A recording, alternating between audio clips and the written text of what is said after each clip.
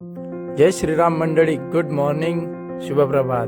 मी मस्तपैकी झालोय रेडी आणि निघालोय स्टुडिओसाठी.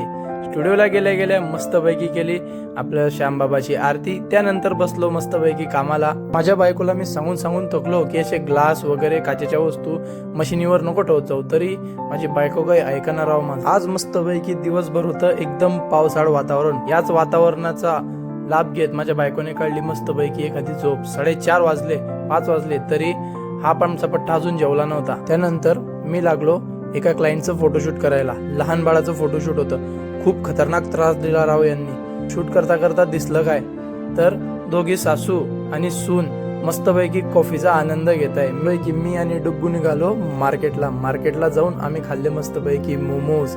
डुग्गूने पण मोमोज खाल्ले कुरकुरेवाले. त्यानंतर आम्ही वेफल्स घेतले. नवीन काहीतरी ट्राय करून बघितलं. डुग्गूला आवडले. मला थोडंसं त्याच्यामध्ये कडवटपणा जाणवला कारण की ते डार्क चॉकलेट होती. एकदम खतरनाक झालेलं आहे. घरी जायचंय, भूक लागलेली आहे पण जाऊ शकत नाही.